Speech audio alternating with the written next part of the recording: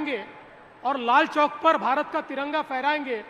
मैं 18 साल का था, मेरे साथ 30 लोग थे, कोई 16 साल का, कोई 17 साल का, मैं सबसे बड़ा 18 साल का, और ऐसे 10,000 बच्चे हम सारे के सारे जम्मू गए, उधमपुर गए। उधमपुर में जब हमको रोका तो हम लोग पैदल श्रीनगर की ओर गए।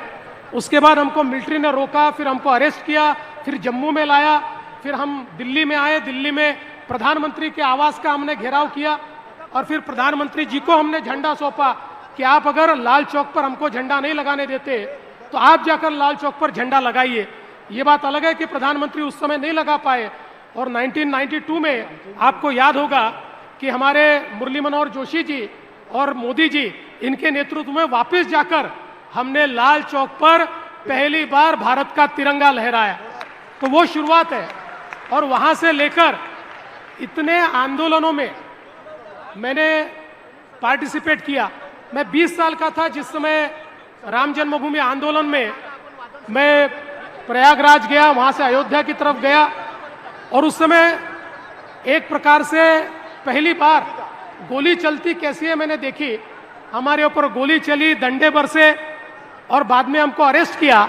तो 20 साल की उम्र में सेंट्रल जेल बदायूं में 18 दिन था। मैं 18 दिन सेंट्रल जेल बदायूं में काटे, वापिस आया, लेकिन वापिस उस आंदोलन में गया। और 1992 में जिस समय बाबरी ढांचा ढहाया गया, उस समय मैं वहां था और मुझे इस बात का बहुत गर्व है। क्या बात है।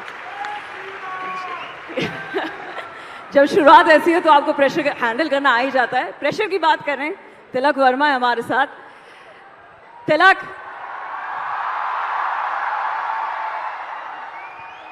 everyone wants to be you, सबको आप बनना है। Everybody wants to become a youth icon like you। लेकिन शायद बहुत कम लोगों को ये नजर आता है कि ऑफ कोर्स इनके पास वो फेम है, जिस तरीके से आप परफॉर्म कर रहे हैं, वो एशिया कप का फाइनल 2025 का कोई नहीं भूलेगा पाकिस्तान के खिलाफ। लेकिन तिलक वर्मा होने का सबसे चैलेंजिंग और सबसे डिफिकल्ट पार्ट क्या है?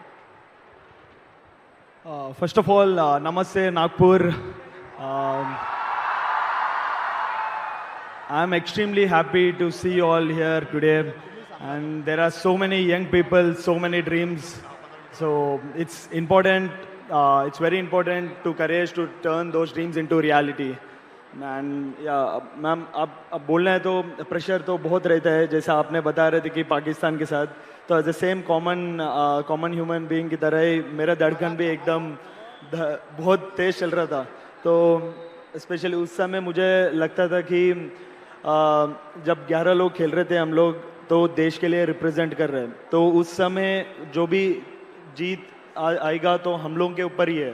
तो उस समय अगर मैं भी प्रेशर फील होता है तो एज ए टीम नहीं, पूरा देश को नीचे किया वैसा होगा। तो मैंने सोच रहा था कि बचपन से जो प्रैक्टिस किया है मैंने, वो ही मन पे मैं ब्रीथिंग करते हुए सोच रहा हूँ कि ये अपॉर्चुनिटी मेरे को बार बार मिलेगा नहीं, जो अपने तिरंगा को लेटा सकते हैं।